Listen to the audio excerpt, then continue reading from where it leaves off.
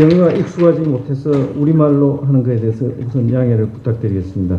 그러니까 제가 먼저 발표하고 그다음에 안정훈 안 박사께서 그 네카에 대해서 말씀을 해주시기로 되어 있어서 제가 중복되지 않게 제가 말씀드리고자 하는 것은 우리나라에서 소위 말하는 HTA, Evidence Based Medicine을 하기 위한 어떤 노력들의 저는 주로 문제점에 대해서 어떤 일들이 있었고 어떤 문제가 있었고 또 의료라는 게 그 나라의 어떤 여러 가지 상황, 사회 문화적인 여건에 따라서 우리나라의 고유한 어떤 형태의 우리나라의 뭐 장점도 있고 단점도 있죠. 그는 이제 우리 대한민국이라는 상황에서 왜 이 HTA가 필요하고 또 뭐가 안 되고 있는가 이런 점을 주로 말씀을 드리겠습니다. 최근에 별개 일런지는 모르지만은 뭐 신문에 보면 갑상선암, 사이로드 캔서 경진에 대해서 굉장히 논란이 많습니다. 이거 꼭 해야 되는가? 왜냐하면 이미 네카에서 제일 먼저 관심을 가지고 이슈를 제기했었죠. 그게 이제 사회 반향이 지금 나오고 있다고 봅니다. 한 10년 전에 비해서 10년 사이에 그 인시던스, 발생 빈도가 거의 10배 이상 늘어났습니다. 그리고 1년에 지금 2010년에는 36,000명인데 최근 통계는 4만 명을 넘었었어요. 그러니까 인시던스는 10배 이상 늘어났는데 사망자는 줄지가 않고 있습니다. 그러니까 이 스크리닝이 과연 의미가 있는 것인가? 지금은 갑상선암이 우리나라에서 넘버원 in terms of incidence로 되어 있어요. 그럼 우리 주변 국가하고 한번 비교해 볼게요. 인시던스하고 모탈리티는 뭐 다 비슷해요. 근데 인시던스는 일본이나 중국에 비해서 10배 이상입니다. 체르노빌 원전 사고를 겪었던 러시아, 우크라이나 지역에 한창 피크 때 인시던스보다 2배 이상 많아요. 지금 뭐 요 정도니까 훨씬 많습니다. 한국에 왜 이런 일이 벌어졌는가 하는 거죠. 이걸 어떻게 설명을 해야 되는가, 뭐 여러 가지 해석이 가능하겠죠. 저희가 그때 네카에서 조사한 거는 최근에 그 갑상선에 대해서 울트라사운드로 스크리닝 하는 의료 행위가 폭발적으로 늘어나면서 일정 퍼센테이지의 암을, 그러니까 인시덴탈로마죠. 전혀 증세가 없는 걸 인지해서 자꾸 문제를 야기하고 있단 말이죠. 그러면 대한민국의 현 시점에 처하고 있는 문제는 뭔가 하는 거죠. 제가 너무 일반화해서 죄송합니다만 물론 그렇지 않은 스코프도 있습니다.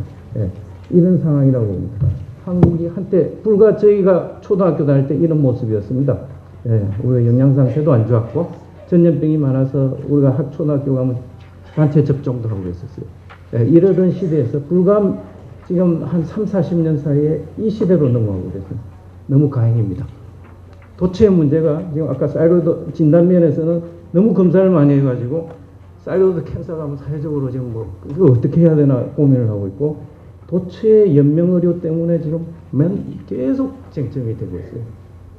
지금 너무 가행의 상태에 우리는 도달해서 한국이. 그러니까 과거에 우리가 물론 아직 소외계층들이 있죠. 그거는 전체에서는 뭐 그것도 해결해야 되지만은 전반적인 이슈, 로봇 서저리, 뭐 우리 계속 이야기하고 있는 등등등이 우리가 대한민국이 지금 처한 거는 의료 현실이 이쪽에가 너무 우리가 질병이란 게 꼭 부족했을 때만 일어나는 게 아니거든요. 뭐든지 또 가행이면 그 자체가 질병이 정상이 아니기 때문에 그 상황에서 그럼 여러 가지 우리가 불필요한 고통을 당하고 있어요. 왜 이런 일이 벌어졌는가? 제가 해석하는 데는 우리가 의료보험을 좀 늦게 시작하면서 저수가로 시작했죠. 지금 OECD 평균하고 뭐 여러 가지 지표로 비교해보면 대략 한 3분의 1 가격입니다. 그러다 보니까 공급자가 어떻게 됐습니까? 공급자가 이 가격으로는 서바이브 할 수가 없으니까 의료 양을 급속도로 그 공급자가 의료 서비스 양을 늘렸죠. MRI, CT, 뭐 지금 OECD 평균이 다 2배 이상, 병상도 2배 이상이고 그러니까 그 하드웨어뿐만 아니라 실제로 행위도 거의 두서너 배 됩니다. 그 다음에 환자들 외래 방문 횟수 OECD 통계 보면 OECD 평균이 3배입니다. 이 악순환입니다. 싸니까 더 쉽게 액세서빌리티는 뭐 최고죠. 최고로 쉽게 의료기관을 이용할 수 있고 공급자들은 저수가를 극복하기 위해서 또 많은 서비스를 공급하고 그러니까 가다 의료 행위로 인해서 일어나는 우리가 과거에 상상하지 못했던 많은 문제에 지금 저희들은 한국이 제가 본 데는 봉착해 있는 건 오히려 이 문제에 봉착해 있다고 봅니다. 그래서 그럼 HTA 뭐 한국이라는 현실에서 우리가 의료라는 토탈 시스템이 지금 GDP 대비 거의 8%에 육박하고 우리 그 재정 규모는 보험에서 한 50조 하고 전체 뭐 비급여 행위까지 하면 100조의 시장이 형성되어 있는데 이게 어떤 논리에 의해서 자원, 의료 자원이 분배되고 어떤 질서를 이루고 있는가 그에 대해서 저는 뭐 개괄적인 뭐 어떤 문제를 갖고 있는지만 몇 가지 예를 들겠습니다. 뉴 테크놀로지는 어떻게 받아들이고 기존 테크놀로지는 그럼 어떻게 우리가 정리하고 있고 에비던스가 충분하지 않을 때는 어떻게 하고 있고 왜 HT가 잘 안 되고 있는가 이 순으로 간단히 말씀을 드리겠습니다. 새 테크놀로지는 나중에 안 박사님 또 다시 이야기하겠지만 뭐 개념적으로 우리가 약, 디바이스, 다이그노스틱 뭐 이렇게 하면 뭐 어프로벌한 아까 레귤러토리 에이전시 당연히 있죠.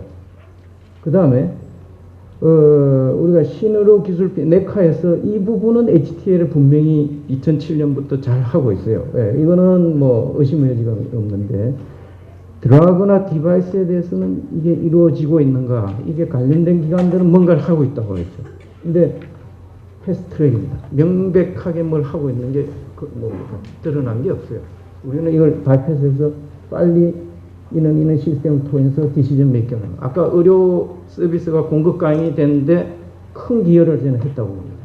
예, 어떤 배려 없이 그냥 현장으로 너무너무 쉽게 넘어오고 있어요, 지금. 예, 실제로 한번 예를 들어볼까요? 제가 주로 항암제를 다루기 때문에 이제 과거에는 항암제가 어떤 효과가 있으려면 한 이 정도 서바이벌 디퍼런스가 있어요. several years survival difference. 코스트는 뭐 10만 원, 한 달에 10만 원 이하 정도면 이 정도는 코스트 이펙티브하고 우리가 시그니피컨트하죠. 스태티스티컬리 시그니피컨트하고 클리니컬리 시그니피컨트했습니다. 근데 최근에 FDA, 미국 FDA가 어프로브 해주고 있는 많은 약들 중에 오버올 서바이벌이 엔드포인트도 아니고 프로그레션 프리 서바이벌이 굉장히 많고 심지어 오버올 서바이벌 가지고 한 것도 보면 판크레아틱 캔서에 이 약을 FDA가 어프로브 해줄 때 서바이벌 디퍼런스가 6.3 5.9니까 0.4 6개월이면 2주 2weeks입니다. 2weeks 디퍼런스인데 P-밸류는 이래요. 어떠세요? 이 어프로브 돼서 지금 다 마케팅이 다 되고 있죠. 예. 그러니까 이게 스태티스컬 시그니피컨트 하지만 임상의사 입장에서는 이건 아니거든요. 이 약도 부작용이 없느냐? 부작용이 심해요. 코스트도 한 달에 한 300만 원 들었는데 6개월 쓰면 그 작은 돈이 아니거든요. 근데 이게 우리나라는 이게 어프로브 돼 있고 미국도 어프로브 다 돼 있죠. 그럼 이걸 리임버스먼트를 해주는가 조사해봤어요. 아까 얼라티닙을 한국만 해주고 UK, 스웨덴, 캐나다, 저머니, 프랑스 다 안 해줍니다. 어프로브 되는 EMA에서 다 어프로브 돼 있는데 이게 뭔가 하는 거죠. 예. 안티캔서 드락들이 쭉쭉쭉 보시면 한국에서는 어프로브 돼 있는데 안 해주는, 그러니까 동일한 에비던스인데 나라마다 리임버스먼트 폴리시가 다 달라요. 항암제를 보시면 이게 무슨 일인가 하는 거예요. 예.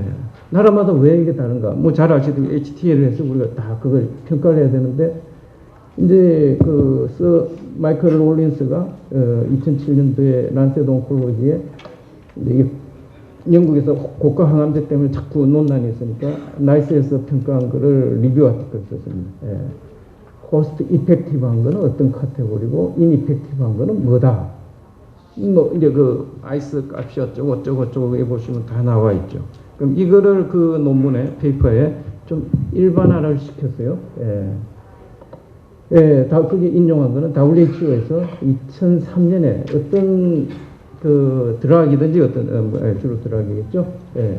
GDP 칼리 그러니까 아이스에 해당하는 거겠죠. 칼리가 1 GDP 양의 코스트 이펙티브고 3배 이상이면 인이펙티브하다고 할 때 항암제 지금 마케팅되고 있는 항암제 아까 그 시점에서 많은 약들이 어느 나라의 그 에비던스를 갖고 가느냐에 따라서 이런 나라에서는 대부분 인이펙티브한 겁니다. 네, 리임버스 해줄 수 없는 거고 이런 나라에서는 해줄 수 있는 거죠. 그러니까 동일한 에비던스인데 이는 HTA 과정을 거쳐서 그게 리임버스먼트 폴리시가 결정이 될 수가 있는데 이런 거에 대해서 우리는 FDA에서 허가를 해줬는데 왜 또 중간에서 또 레귤레이션을 하느냐고 생각하고 있죠. 지금 뭐 여러 가지 신의료의 신약도 마찬가지고. 그래서 저희가 흔히 쓰는 2003년 초의 시점에서 흔히 이슈가 되는 이 정도 되는 항암제, 대부분 타겟티드 에이전트, 표적 치료제에 대해서 나라별로 어떻게 리임버스를 하고 있는가를 한번 조사를 해봤어요. 19개 약제 중에서 미국이 제일 많이 해주고 있고 쭉쭉 내려갑니다. 한국도 적잖게 하고 있어요. 그 고가약인데도 우리나라는 쉽게 리임버스를 해주고 있으니까 UK가 6개, 스웨덴 이렇게.